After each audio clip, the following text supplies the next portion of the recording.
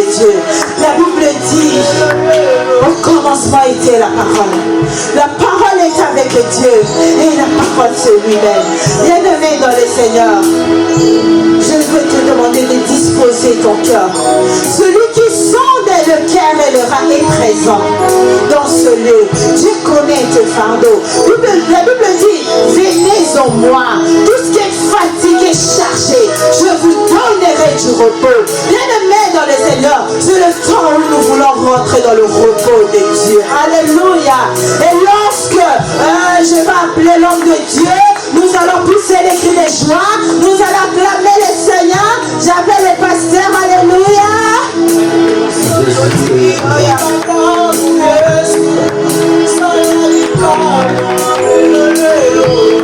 Gloire au Seigneur Jésus. Acclame le Seigneur. Si tu reconnais que la vie que tu as Jésus pour accorder ce matin, tu as tout intérêt d'acclamer le Seigneur. Tu as tout intérêt de célébrer le Seigneur ce matin. Tu as tout intérêt de glorifier le Seigneur.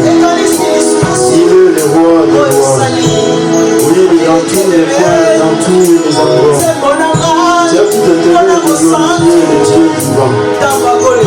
Oui, dans les sacerdoces, il est le souverain sacrificateur. Oui, dans la royauté, il est le roi des rois. Oui, dans la justice, il est le juste jugé. Il est ton Père, ton Dieu.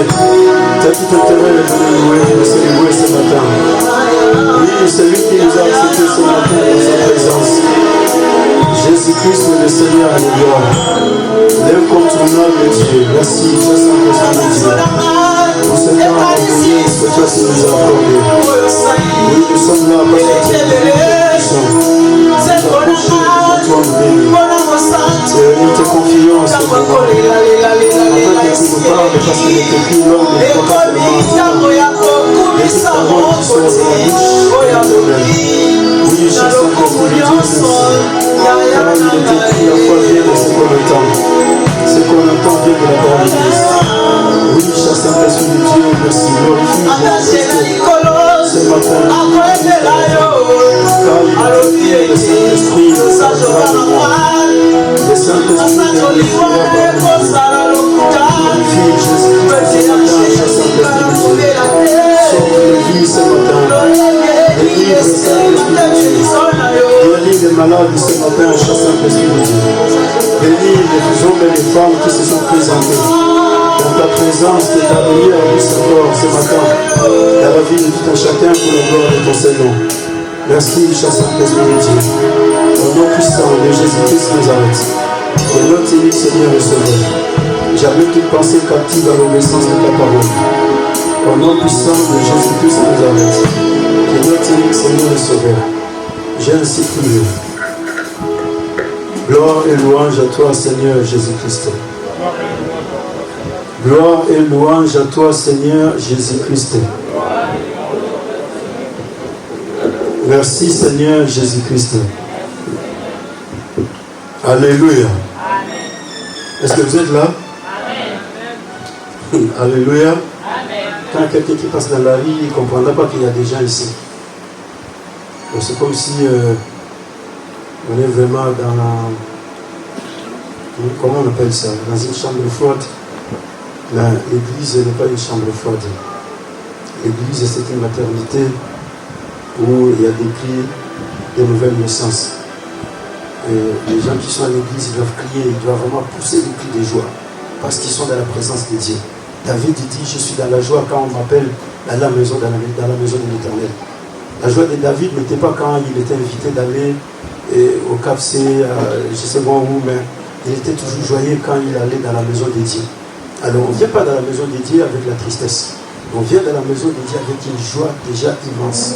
Ton cœur doit être rempli de joie, sachant que je veux me rencontrer avec mon Créateur. Alors on ne se présente pas devant le Créateur triste. Ça c'est très dangereux. Parce que la tristesse ne vient pas de Dieu. La tristesse c'est la semence du diable. Dieu n'a jamais été triste. Alors celui qui a le Saint-Esprit ne peut jamais être triste. Alléluia. Quelle que soit la gravité, quelle que soit la dimension, la hauteur, la longueur, la largeur, la profondeur des difficultés, des problèmes, des événements. Mais Jésus, il a dit, je ne vous laisserai pas des orphelins. Je vous donnerai un nouveau consolateur, le consolateur éternel. Frères et sœurs, le Saint-Esprit est là pour consoler. Le Saint-Esprit est là pour te fortifier. Le Saint-Esprit est là pour t'encourager. Si le Saint-Esprit habite en toi, tu dois être vraiment fort dans l'esprit. Si le Saint-Esprit habite en toi, non, le découragement n'a pas de place. Parce que pourquoi vas-tu te décourager? Pourquoi vas-tu vivre dans le désespoir? Pour quelle raison? Parce que le Créateur t'a déjà choisi. Le Créateur t'a déjà élu.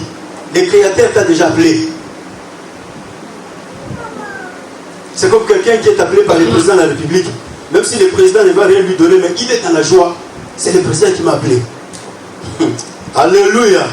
Il est dans la joie, il ne s'est pas encore rencontré avec le président, mais lui en partant déjà, même s'il était malade, la maladie, il va le laisser à côté. Il dit, toi maladie, reste pas à côté parce que moi, le président m'a invité. Je vais aux Champs-Élysées. Et la personne se lève d'un coup, il va chercher à s'apprêter, il est en train de partir. Mais tu es malade? Non, non, non, non, le président m'a appelé. Alléluia. Le président m'a appelé. Bon, comme le président t'a appelé, donc la maladie, non, non, ça n'a pas de place. Je vais rencontrer avec le président, mais je ne sais pas qu'est-ce qu'il va me proposer. Peut-être qu'il veut faire de moi ministre de je ne sais moi de quoi, ou soit il veut m'envoyer quelque part comme ambassadeur, ou je vais devenir directeur d'une entreprise. Alors, je vais encore aller avec la maladie. Non! Voilà pourquoi, frères et sœurs, quand tu viens de la présence de Dieu, il faut être joyeux, parce que la joie, c'est le fruit du Saint-Esprit. La joie, on ne l'achète pas. La joie, on ne la cherche pas. La joie habite à nous. Tant que le Saint-Esprit habite à nous, nous sommes joyeux, nous sommes joyeuses. Alléluia. Gloire à Dieu. Mettons-nous debout pour le respect de la parole de Dieu. Que Dieu te bénisse. Au nom de Seigneur Jésus-Christ Nazareth. Salut les frères qui à gauche, celui qui à droite. Dis-lui, soyez les bienvenus au mois de septembre. Non, non, tu lui parles avec beaucoup d'amour, avec beaucoup de joie. Tu lui tiens la main, tu lui dis, soyez les bienvenus au mois de septembre. Soyez les bienvenus, Papa Roger. Dis-lui, soyez les bienvenus au mois de septembre. Soyez les bienvenus, Irène, au mois de septembre. Soyez les bienvenus, Papa Roger, au mois de septembre. Soyez les bienvenus, Gaël, au mois de septembre. Soyez les bienvenus, François, au mois de septembre. Soyez les bienvenus, Isan, au mois de septembre. Soyez les bienvenus à vous au mois de septembre. Soyez tous les bienvenus au mois de septembre. Alléluia. Dis à tout le monde, soyez les bienvenus. Soyez tous les bienvenus au mois de septembre.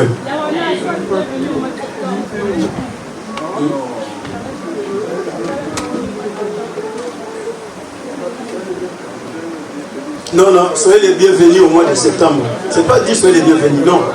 Tu n'as pas bien complété la phrase. Soyez les bienvenus au mois de septembre. C'est ça notre salutation de ce matin. Bon, gloire à Dieu. Que Dieu vous bénisse. Soyez tous les bienvenus au mois de septembre. Que Dieu vous bénisse. Mettons-nous debout pour la lecture de la parole de Dieu. Nous allons avancer. Le Saint-Esprit est là pour nous faire du bien ce matin. Le Saint-Esprit est là pour te sauver ce matin. Le Saint-Esprit de Dieu est là pour t'apporter la bénédiction de Dieu ce matin. Nous allons lire la parole de Dieu dans le livre de Matthieu. Gloire au Seigneur. Matthieu chapitre 27. Matthieu chapitre 27. Nous allons avancer. Nous allons lire le 45e verset jusqu'au 46e verset du livre de Matthieu. Matthieu chapitre 27. Nous allons lire le 45e verset et le 46e verset. J'ai lu la parole de Dieu au nom de Seigneur Jésus-Christ Nazareth. Depuis la 6e heure jusqu'à la 9e, il y eut des ténèbres sur toute la terre. Et vers la 9e heure, Jésus s'écria d'une voix forte. Eloi, Eloi, lama sabachthani, c'est-à-dire, mon Dieu, pourquoi m'as-tu abandonné?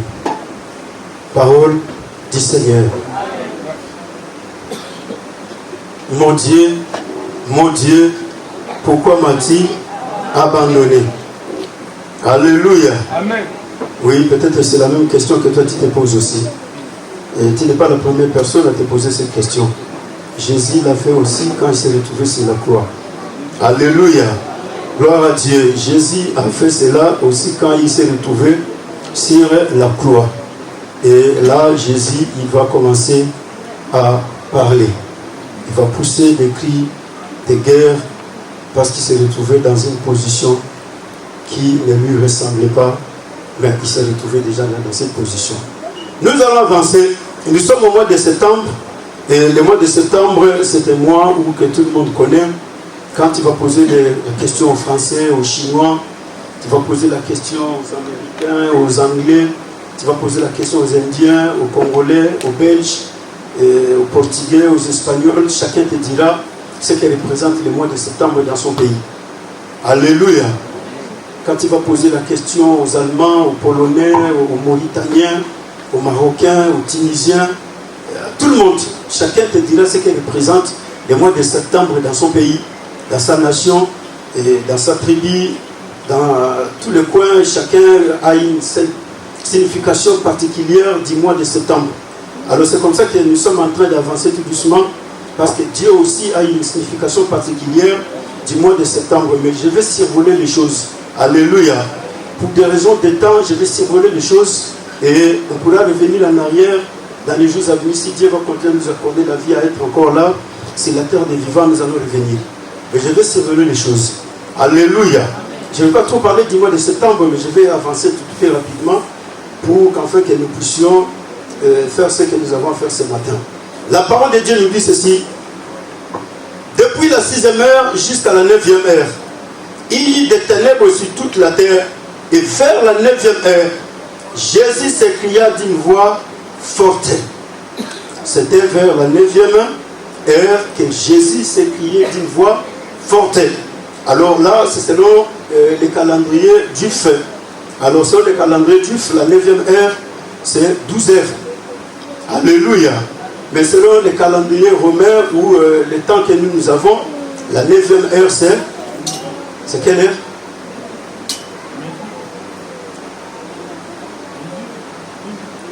Selon les calendriers juifs, la 9e heure, c'est midi. Alors maintenant, selon le calendrier romain, c'est quoi? Quelle est la 9e heure? C'est 15 heures. Alléluia. 15 heures, donc c'est là la 9e heure, selon les calendriers romains, tout ce que nous vivons avec ce temps. Mais quand nous allons retourner de l'autre côté, chez les juifs, midi, c'est 15 heures. Alors 6 heures, ça fait 9 heures. Alors, chez nous, 9 heures, ça fait 12 heures. Je ne sais pas si nous comprenons les choses. Alléluia. Alors, Jésus, la parole de Dieu nous dit ceci. Il n'a pas crié à midi. Donc, midi, c'est selon l'heure des Juifs. Mais 15 heures, selon les calendriers romains. Et Jésus attendait la 9e heure. Alors, la 9e heure, quand il a sonné, la parole de Dieu nous dit que c'est à ce temps-là que Jésus a crié. Eloi, Eloi, lama sabachthani. Mon Dieu, pourquoi m'as-tu abandonné? Mais dans la langue originale de la parole de Dieu, donc selon l'araméen, il n'est pas écrit comme ça. Il est écrit, mon Dieu, pourquoi as-tu abandonné moi? Donc, au lieu de dire, mon Dieu, pourquoi m'as-tu abandonné? Donc, mon Dieu, pourquoi as-tu abandonné moi? Tu m'as abandonné. Pour quelle raison? Les puissants, pourquoi m'as-tu abandonné? Les supérieurs, pourquoi m'as-tu abandonné? Alors Jésus va pousser les cris. C'était pendant la 9e heure. Nous sommes au mois de septembre. Le mois de septembre, quand tu vas retourner dans la parole de Dieu, tu verras que Dieu en a beaucoup utilisé. Et le chiffre 9, Dieu aussi également en a beaucoup utilisé. Il y a plus de 43 passages de la Bible qui nous parlent du chiffre 9. Et c'est pour cela que nous allons avancer. Quand nous allons retourner dans la vie quotidienne et nous allons revenir dans la parole de Dieu, Dieu il a donné aux hommes 9 dons du Saint-Esprit. Dieu il a donné 9 fruits du Saint-Esprit. Cela est très significatif. La femme porte l'enfant pendant 9 mois dans le ventre. Cela est très très significatif. Mais je dis, je vais survoler les choses. Quand le temps nous donnera, nous allons revenir sur ça pour enfin aller dans la profondeur. Je vais passer du prophétisme pour les messages évangéliques. Alléluia. Parce que si je restais trop dans le prophétisme, le temps ne nous permettra pas de dire ce que nous voulons dire ce matin. Mais je vais survoler les choses. C'est pour cela que la femme porte 9 mois l'enfant dans son ventre. Alors, quand vous allez retourner dans la parole de Dieu, vous verrez que Dieu, il a parlé au peuple d'Israël que le 9e jour du mois, vous allez célébrer le sabbat. Donc, vous allez glorifier Dieu par rapport à ce qu'il a fait. Lévitique chapitre 23, le 32e verset, vous verrez que Dieu, il a parlé déjà de beaucoup de choses par rapport au chiffre 9 que nous voulons intituler survoler ce matin. Alléluia. Alors, le chiffre 9, selon la parole de Dieu, selon la pensée divine de Dieu, c'est le chiffre de la plénitude divine. C'est le chiffre de l'accomplissement. Raison pour laquelle, le jour où Jésus mourait sur la croix, Jésus a poussé le cri, tout est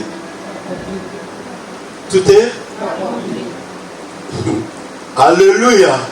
Tout est donc tout est accompli. Alors c'est pour cela qu'ici, à la 9e heure, Jésus est en train de pousser les cris d'amertume. Jésus est en train de pousser les cris de douleur. Jésus est en train de pousser les cris, oui mon frère, ma soeur, d'angoisse. Parce que Jésus se retrouve à l'heure de l'accomplissement, où Jésus doit remettre les choses en ordre. Alléluia. C'est pour cela que les choses doivent revenir en ordre dans ta vie. Oui, il y a des choses qui sont dans les désordres, mais ça doit revenir en ordre. Parce que Jésus, ce jour-là, en poussant ses cris, Jésus était en train d'accomplir la parole de Dieu. La parole qui a été déjà prophétisée, la parole qui a été déjà déclarée, la parole qui a été déjà annoncée, Jésus était en train d'accomplir cela sur la croix. Quand vous allez retourner dans le psaume 22, le verset 2, vous verrez que Jésus, cette parole avait déjà parlé de lui depuis les temps anciens. Mais Jésus est en train de parler. Il est en train de pousser des cris. Vers qui? Vers son Dieu.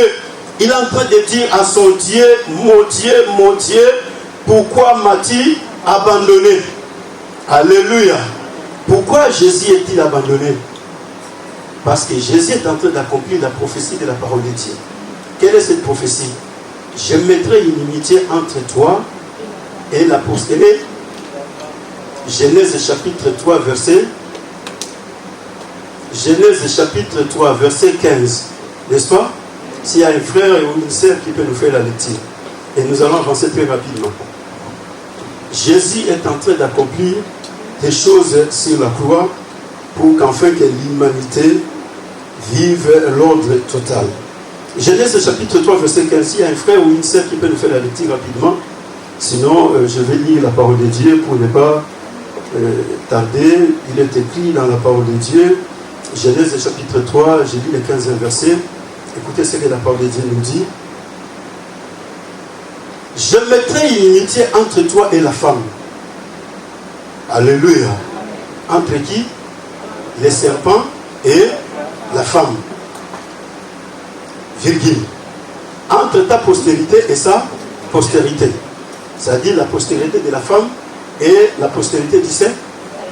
Qui est la postérité du serpent? Elle est où la postérité du serpent?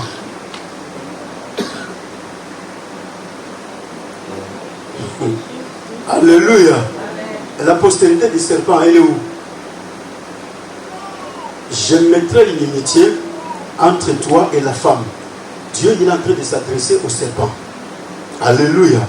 Et le serpent que Dieu est en train de s'adresser ici, Dieu il est en train de parler au serpent d'abord physique et le serpent spirituel.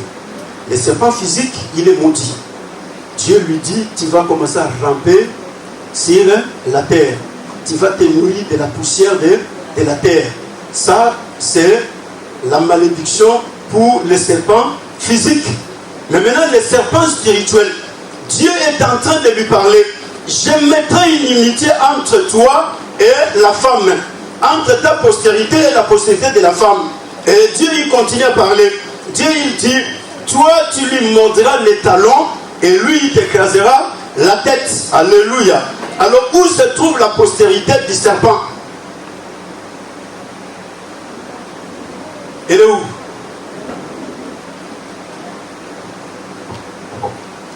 Gaël, elle est où la postérité du serpent? Parce que Dieu dit, je mettrai une inimitié entre ta postérité et celle de la femme, non? La postérité de la femme ce sont tous les païens qui refusent que Dieu existe. Ce sont tous les hommes et les femmes qui résistent Dieu. Ce sont toutes ces personnes-là qui ont la sémence du serpent. Quelle est la sémence du serpent? La sémence du serpent, c'est la sémence de l'incrédulité. La sémence du serpent, c'est la sémence de la séduction. La sémence du serpent, c'est la sémence des doutes. La sémence du serpent, c'est la sémence de renier que Dieu n'existe pas. Alors c'est de cette postérité-là que Dieu avait déjà parlé. C'est pour cela que vous verrez dans cette postérité, la première personne qui sort dans la postérité du serpent s'appelle Caïn. Voilà pourquoi il y a la guerre entre les branhamistes et tous les autres gens dans les 4 coins du monde entier. Pourquoi? Parce que l'enseignement a été très mal interprété. Alors comme l'enseignement était très mal interprété, et on dit non, Caïn est né du serpent. Non, non, Caïn n'est pas né du serpent. Caïn a la sémence du serpent. Mais il n'est pas né du serpent. Mais faute grave, peut-être que les gens ils ont mal interprété les choses pour dire non, Caïn il est né du serpent, alors c'est pour cela qu'il a tué son frère Abel. La postérité du serpent, c'est tous ces païens-là qui résistent à la présence de Dieu sur la terre des vivants. C'est tous ces hommes et ces femmes qui se sont mis aujourd'hui dans l'occultisme. Ce sont tous ces hommes et ces femmes qui se sont mis aujourd'hui dans la magie. Ce sont tous ces hommes et ces femmes qui se sont mis aujourd'hui dans la sorcellerie. Ce sont tous ces hommes et ces femmes qui se sont mis aujourd'hui dans l'idolâtrie. C'est la postérité du serpent. Raison pour laquelle il nous combat chaque jour. Chaque seconde, chaque minute, chaque tiercé, ils doivent nous combattre. Pourquoi? Parce que c'est l'accomplissement de la parole de Dieu. Il y a une inimitié entre nous et eux. On ne peut pas s'entendre. Nous et les sorciers, on ne peut pas s'entendre. Ils vont continuer à nous combattre, frères. Nous et les sorciers, on ne va pas s'entendre. Ils vont continuer à nous combattre. Nous et les charlatans et les charlatantes, nous avec les féticheurs, on ne va pas s'entendre. À moins qu'ils viennent chez nous. S'il ne vient pas, il est de l'autre côté. Ne crois pas qu'il va y avoir pitié de toi. Non, parce qu'il sait que toi, tu as les armes pour les combattre. Alors comme tu as les armes pour les combattre, lui aussi a les armes que l'autre lui a données pour nous combattre. Parce que la parole est déjà sortie de la bouche de Dieu. Raison pour laquelle, ce matin, nous voulons avancer. Jésus est venu pour enfin accomplir cette parole. Jésus est venu pour mettre à l'ordre les choses qui étaient dans le désordre. Jésus était en train de crier, mon Dieu, pourquoi m'as-tu abandonné? Les gens qui l'ont écouté, ils ont dit, oh voilà, il est en train d'appeler Élie pour qu'Élie vienne les sauver. Mais eux, ils ne savaient pas que Jésus était en train dans une autre dimension. La dimension dont Jésus est parti, c'était la dimension que personne ne pouvait comprendre. Même Pierre, qui a été toujours avec lui, ne pouvait pas comprendre ces choses. Frères et sœurs, la dimension de ta vie spirituelle, c'est cette dimension qui va t'amener dans la dimension la plus élevée. Ce que tu fais dans la spiritualité, c'est ce qui va t'impacter demain et après-demain. Oui, parce que Jésus, toute sa vie sur la terre des vivants, il a impacté les générations. Il a investi dans le monde de Dieu. Il s'est investi dans la prière. Il s'est investi à évangéliser. Il s'est investi à prêcher la parole de Dieu. Il s'est investi à guérir les malades. Il s'est investi à faire du bien aux gens. Et maintenant, il se retrouve abandonné sur la croix. Et pourquoi est-il abandonné? C'est pour toi, c'est pour moi que Jésus est abandonné. Pourquoi Jésus est abandonné? Parce que Jésus est en train d'accomplir la parole. Écoutez, frères et sœurs, le plus grand combat de l'homme n'est pas le combat où peut-être qu'on nous a instruit aujourd'hui, mais le plus grand combat de l'homme, c'est le combat où Dieu a déjà prononcé la parole. Lui, il te montrera les talons. Il te montrera les talons. Jésus subissait ses conséquences sur la croix. Jésus était en train de crier parce que c'était le temps où cette parole s'était en train de s'accomplir. C'est-à-dire que le serpent doit lui mordre les talons. Et quand on est en train de mordre les talons, je crois que les gens qui ont joué au football, ils savent quand on te piétine sur les talons, ça fait quoi? Il faut Isaac, toi qui as joué au football, quand on te piétine au talon, ça fait quoi? Hein? Ça fait mal, n'est-ce pas? Et tu sors du terrain, hein? Tu ne vas plus continuer à jouer. Tu dois quitter le terrain. Raison pour laquelle, frère, le plus grand combat des enfants de Dieu aujourd'hui, c'est le problème du talon. Les talons, quand il est mordi, c'est fini. Alors c'est pour cela que Jésus a commencé à crier ce jour-là sur la croix. Les talons, c'est cette postérité du pied extérieur qui nous permet de piétiner le sol et de marcher. Donc si on n'a pas de talons, il est difficile de marcher. Vous avez déjà vu quelqu'un qui n'a pas de talons? Non? Personne ici n'a jamais vu quelqu'un qui n'a pas de talons? Pied, oui. Hein? Pied, oui. Pas de talons? Tu n'as jamais vu les gens qui n'ont pas de talons? Mais quand on n'a pas de pieds, c'est qu'on n'a pas de talons. Non? Quand on n'a pas de pieds, c'est qu'on n'a pas de talons. Ah, mais c'est ça! Donc, il n'y a pas de pieds, il n'y a pas de talons. Alléluia! Alors, les talons nous permettent de bien. Talons. Si je n'ai pas de talons, je ne vais pas bien marcher. Si on te piétinait sur ton talon, tu vas commencer à boiter. Tu vas commencer à marcher comme ça. Pour faire des efforts, pour quitter les lieux où tu es, pour arriver là où tu veux y arriver. Alors, c'est le cas qui est arrivé à Jésus. Jésus était en train de passer ce moment-là. Parce que Dieu avait déjà prophétisé la parole. Toi, tu lui mordras les talons et lui, il t'écrasera la tête. Alors, le temps est arrivé. Jésus doit subir, mon frère, ma soeur, l'accomplissement de la parole de Dieu. Mais pourquoi Jésus est en train de subir cela? C'est pour toi, c'est pour moi. Les talons de Jésus est maudit. Le diable est en train de lui faire passer dans une souffrance qui est extrême.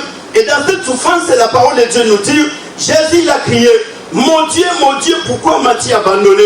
Et le diable, lui, ne savait pas que la parole de Dieu était en train de s'accomplir sur la croix de Golgotha. Alléluia. Jésus est en train de remettre les choses en ordre. Oui, parce qu'il y a des gens qui ont mis les choses en désordre. Alors, comme ils ont mis les choses en désordre, Jésus est en train de remettre l'ordre sur la croix. Mais le diable, lui, ne comprend rien. Les démons aussi ne comprennent rien du tout. Parce qu'eux, ils n'ont pas la révélation. Mais celui qui a la révélation, c'est Jésus-Christ lui-même. À la 9e heure, Jésus il a commencé à crier, mon Dieu, pourquoi m'as-tu abandonné? Écoutez, frères et sœurs, le plus grand combat de tous les fils et les filles de Dieu dans les 4 coins du monde entier, c'est le problème du talon.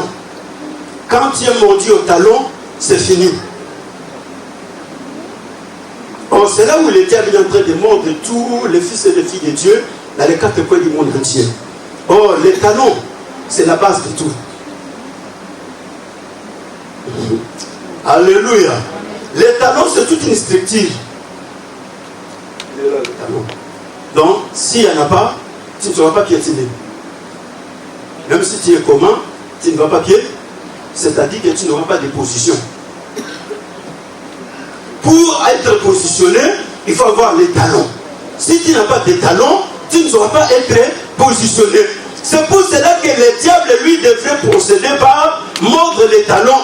Pourquoi? Parce qu'il doit totalement déséquilibrer Jésus. Frères et sœurs, quand on te montre sur les talons, c'est le déséquilibre total de la vie. Raison pour laquelle vous voyez aujourd'hui les déséquilibres dans la vie de tous les chrétiens, dans les 4 coins du monde entier, de tous les serviteurs servants de Dieu, fils et filles de Dieu, parce que tous les jours, le diable ne fait que mordre les talons des enfants de Dieu. Et quand il est en train de mordre les talons, il est en train de créer le déséquilibre. Et quand le déséquilibre est en train d'entrer, c'est fini. La personne ne peut pas marcher pour aller de l'avant. C'est comme ça que vous voyez, aujourd'hui tu peux mettre un pas, mais demain tu vas retourner en arrière. Pourquoi? Parce que le diable, il est en train toujours de mordre l'État. Il est en train de faire quoi? Le diable est en train de mordre l'État. Mais aujourd'hui, tu dois revenir à l'ordre. Non, je dis, on a eu des hommes et des femmes de prière. Mais le diable, il est en train de leur mordre aujourd'hui. Et leur vie de prière est totalement déséquilibrée. Combien hier on a eu des hommes et des femmes zélés pour servir Dieu. Mais à cause de cette douleur-là, la souffrance que le diable est en train d'infliger, mais la vie de ces hommes et de ces femmes est devenue déséquilibrée. Raison pour laquelle, frères et sœurs, ce matin, le diable doit laisser ton talon. Non. Tu lui dis, tu dois laisser mon talon. Dis au diable, Satan, tu dois laisser mon talon. Tu ne vas plus continuer à me déséquilibrer. parle avec haute voix, parle avec force. Parce qu'il va te laisser. Combien aujourd'hui pour tu devrais devenir millionnaire? Mais quand tu regardes dans ton compte, tu n'as rien. Parce que le diable ne fait que te montrer. Alléluia. Les déséquilibres financiers. Oui, le diable il est en train de travailler. Hein? Les talons, quand il est mordi, c'est fini, frère.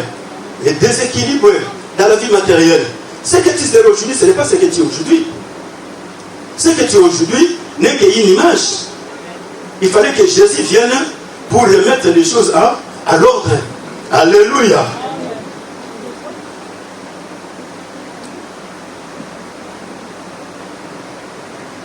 Gaël, dis-lui, tu ne vas plus continuer à me déséquilibrer.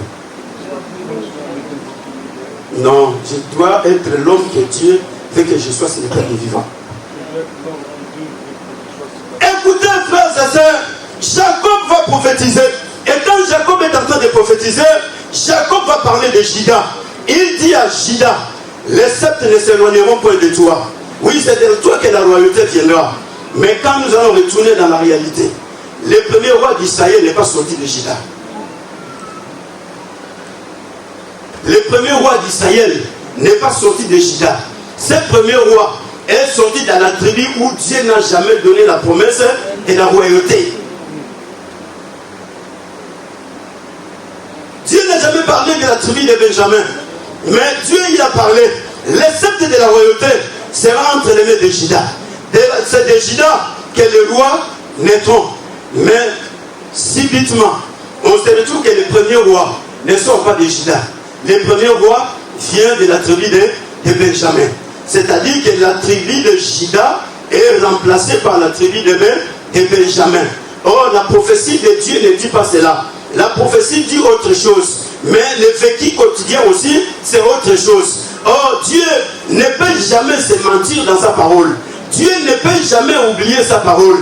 Dieu ne peut jamais se renier dans sa propre parole. Dieu qui est la parole, il a parlé. Et cette parole-là est partie. Et quand la parole est partie, la parole va chercher une autre personne. Mais la personne que la parole cherche, ce n'est pas celle-là que la parole va retrouver. On présente à Dieu Saul, qui est le fils de Kis de la tribu de Benjamin. Et Dieu il dit, non, ce n'est pas un problème.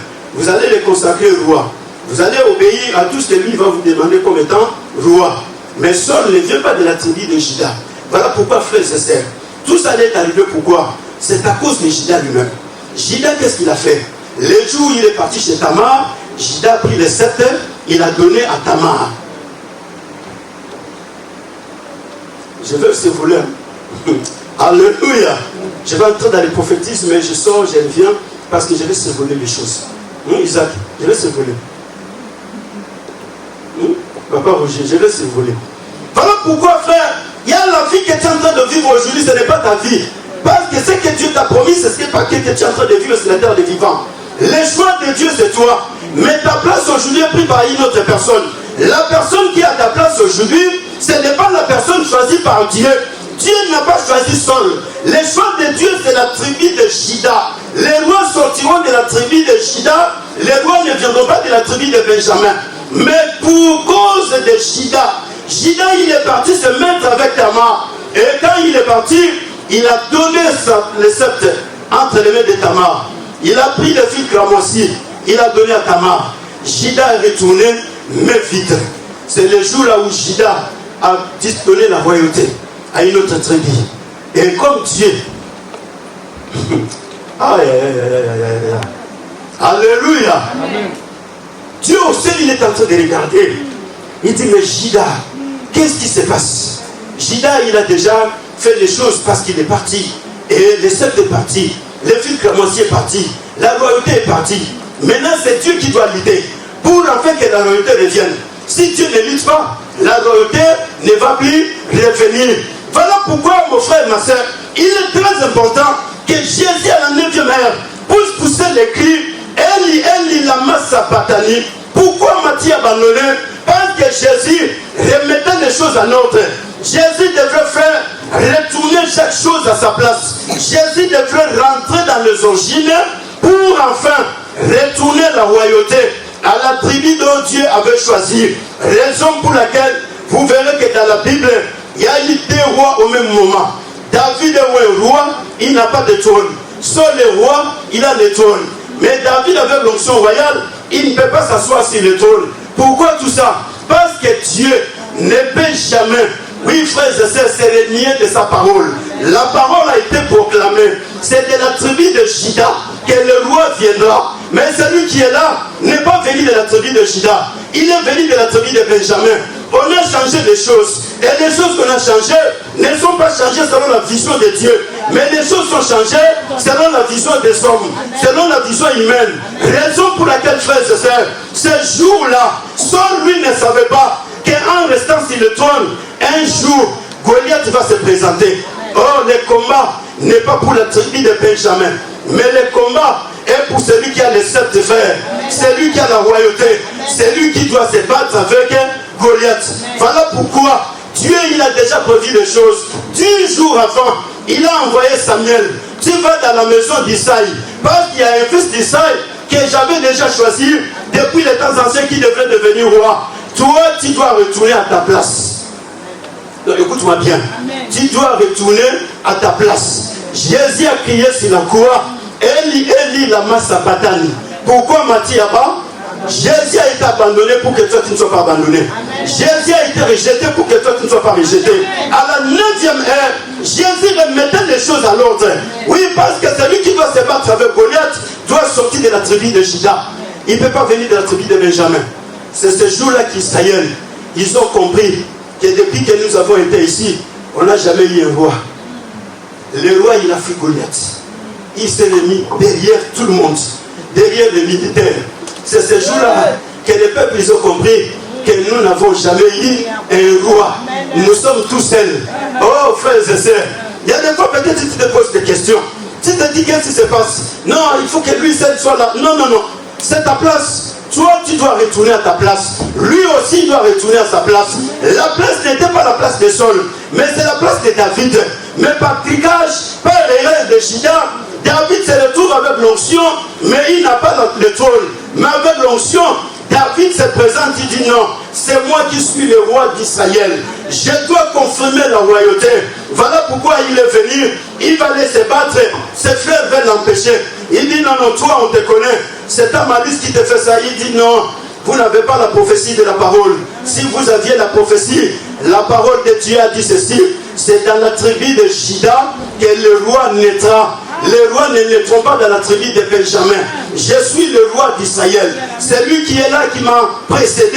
Ce n'est pas lui le roi. Si vous allez voir aujourd'hui que je veux confirmer à Israël que c'est moi qui suis le roi. Le roi, il se présente, frère.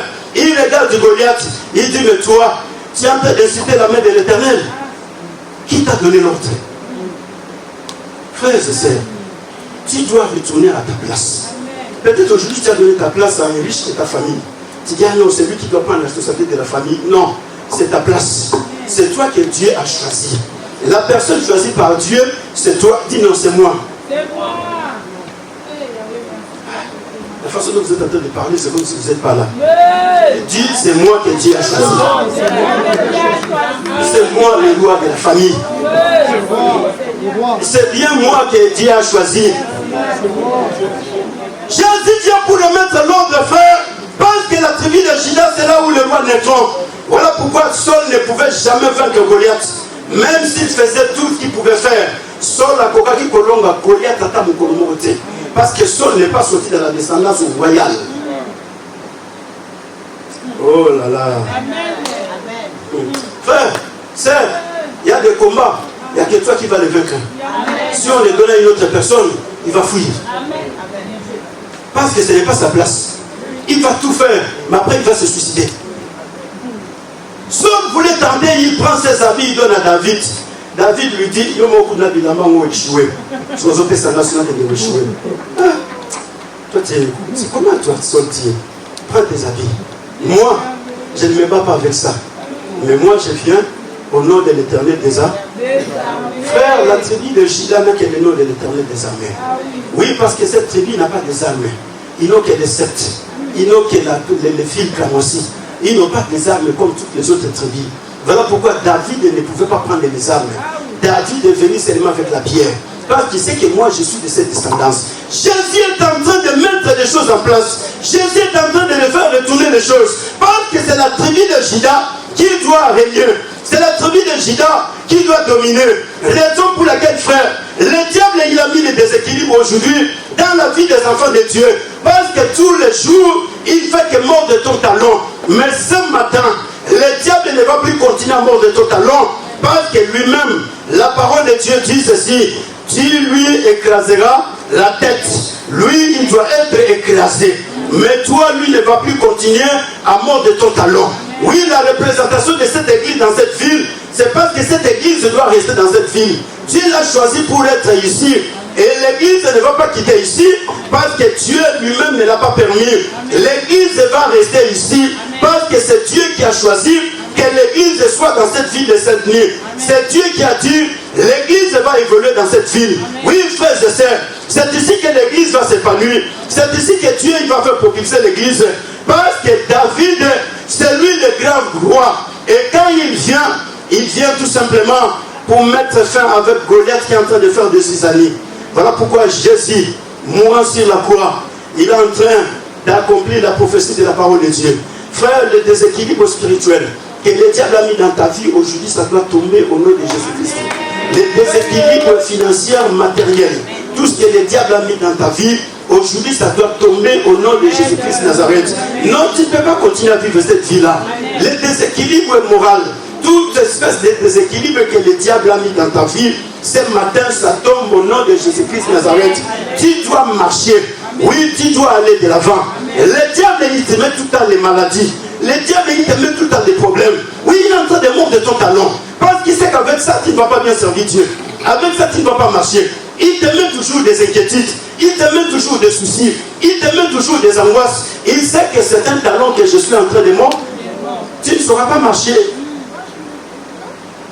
Tu ne sauras pas avancer. Mais pour avancer, il faut que les talons soient en bonne santé. Pour que tu puisses avancer, ton talon doit être libre. C'est pour cela ce matin. Oui, je suis venu pour te dire, tu n'as pas besoin de continuer à pleurer.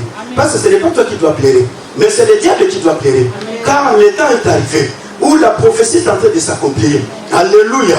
La prophétie de la parole de Dieu est en train de s'accomplir. C'est lui qui avait pris ta place, lui il doit quitter. Raison pour laquelle le diable devrait quitter les vies de Somme, car le vrai roi était venu sur la terre. Le vrai David, c'est Jésus-Christ de Nazareth. Le vrai David doit prendre place dans le cœur des humains. Le vrai David, oui frères et sœurs, il doit vivre avec les humains. C'est pour cela qu'il est venu. Il a commencé à crier, Eli, Eli, lama sabachthani.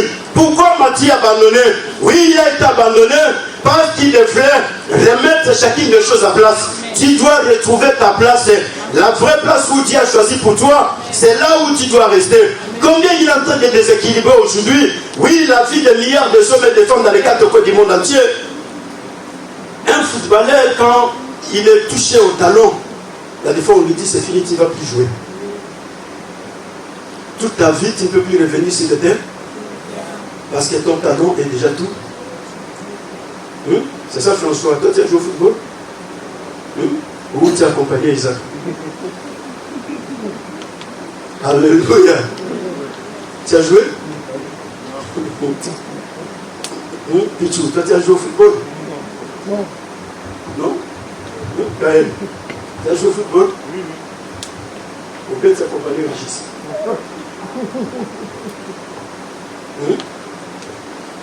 Alléluia. Frères et sœurs, il y a eu des grands footballeurs, mais le jour où on l'a piétiné au talon, c'était fini. Sa carrière a pris fin.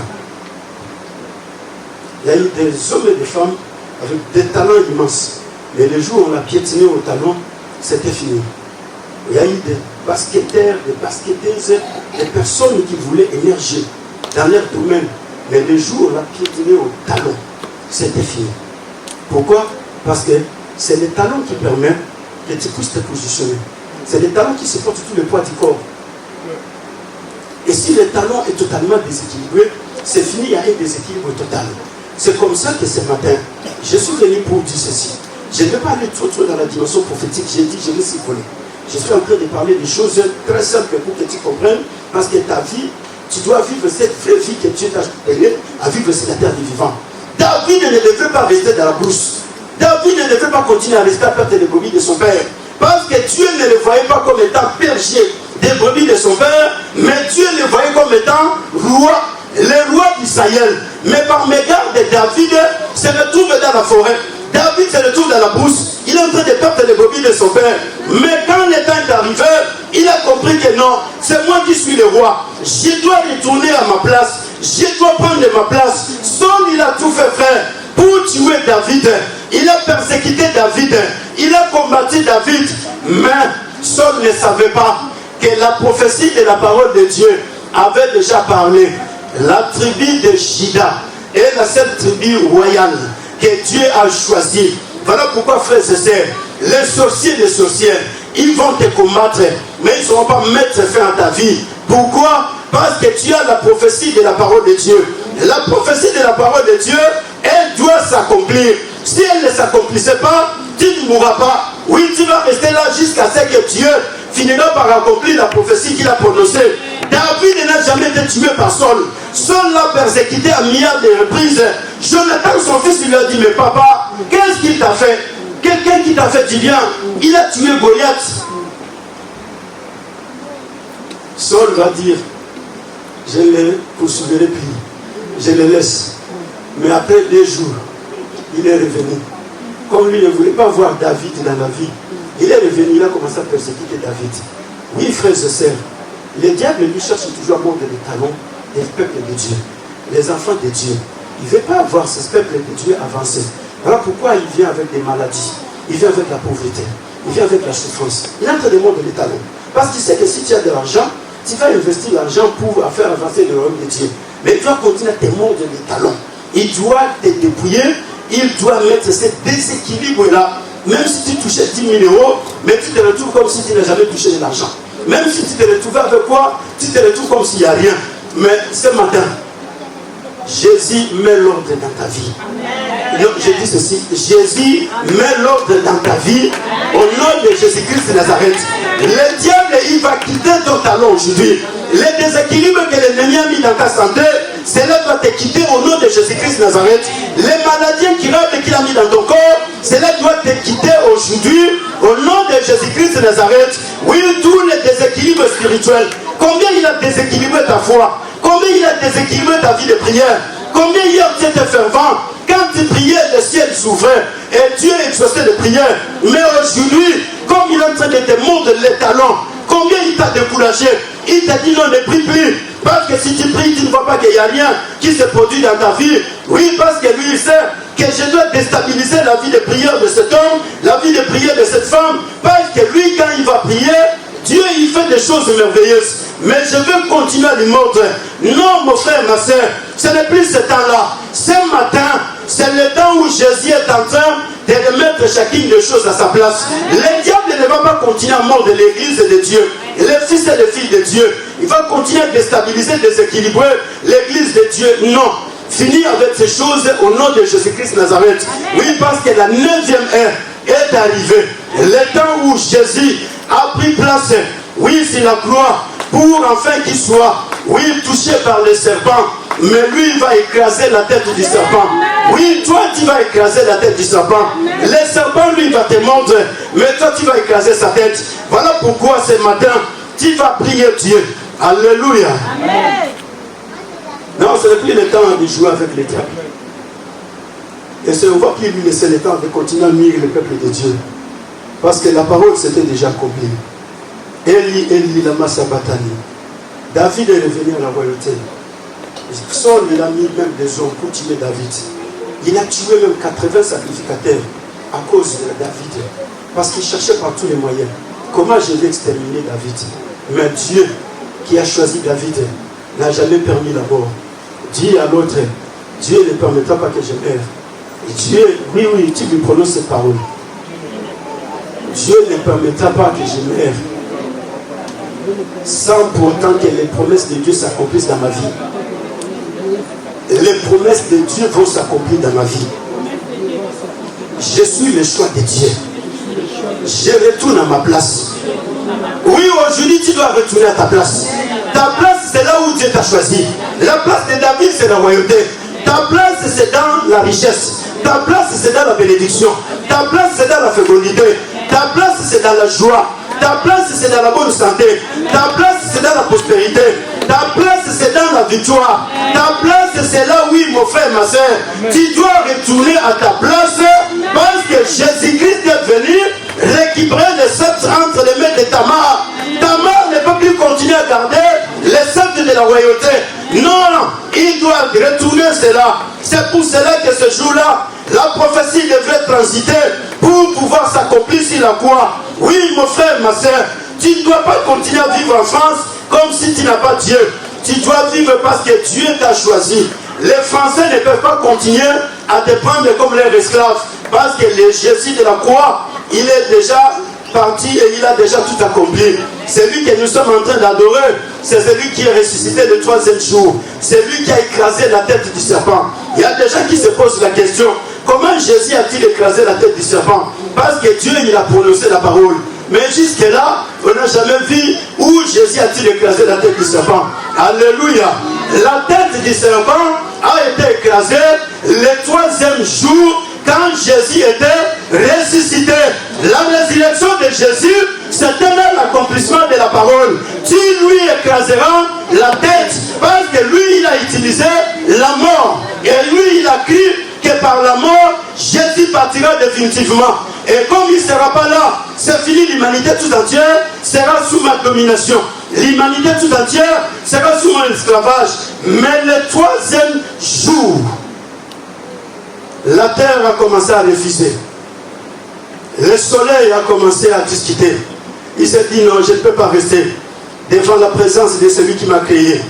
L'obscurité a commencé à disparaître, frère. Les choses ont commencé à bouger. Et voilà, c'était ce jour-là que Jésus a écrasé la tête du serpent. La résurrection de Jésus-Christ nous a donné la victoire. Voilà pourquoi Paul dit ceci. Alléluia. Paul dit dans les livres de Romains. Oui, mets-toi debout parce que ça, c'est fini par là. Nous allons écraser la tête du serpent ce matin. Non, dis-lui, je vais écraser la tête du serpent. Le serpent ne peut plus continuer à me mordre. La maladie, la sorcellerie, la magie, tout cela ne peut pas continuer à me mordre. Paul dit ceci dans le livre de Romains. Romains chapitre 16. Oui, l'apôtre dit ceci. Gloire au Seigneur. Nous allons prier ce matin. Romains chapitre 16, le verset 20. Le Dieu de paix écrasera bientôt Satan sous vos. Ah là là, lisez bien. Le Dieu de paix fera quoi? Il écrasera qui? Mais pourquoi tu as peur de Satan? Il écrasera où? Mets-toi un peu debout parce que là, nous allons prier. Alléluia. Le Dieu de paix fera quoi? Écrasera Satan sous vos. Donc Satan, il est sous tes pieds. Tu n'as pas besoin de lui donner trop des aspects physiques, trop des aspects valoriques. Non. Dieu l'écrase sous tes pieds. Il ne peut pas continuer. Oui, lui, il ne peut pas te dépasser. Mais lui, il doit rester sous tes pieds. Tu dois écraser la maladie sous tes pieds. Tu dois écraser les échecs et le chômage, la stérilité, tout ce qu'il y a, la sorcellerie, la magie. Ce matin, tu dois tout écraser sous tes pieds parce que toi, tu as la supériorité. Jésus t'a donné la supériorité au-dessus de Satan. C'est sous tes pieds que Satan est. Oui, tu vas commencer à l'écraser. Ce matin, commence à parler. Parce que moi, je suis en train d'avancer. Toi aussi, tu avances dans la prière. Commence à écraser Satan sous tes pieds. Tu l'écrases parce que c'est la parole de Dieu. Nous allons écraser Satan sous nos pieds. Il ne peut pas continuer à nous mordre. Satan ne peut pas continuer, oui, à déséquilibrer ton mariage. Satan et ses démons, il ne peut pas continuer à déséquilibrer ta foi. Il ne peut pas continuer à déséquilibrer tes finances. Il ne peut pas continuer à déséquilibrer, oui, mon frère, ma soeur, ta vie de prière. Il ne peut pas continuer à déséquilibrer, oui, ta fécondité. Il ne peut pas continuer. Le Dieu de paix écrasera bientôt Satan sous vos pieds. Oui, c'est le temps d'écraser Satan sous tes pieds.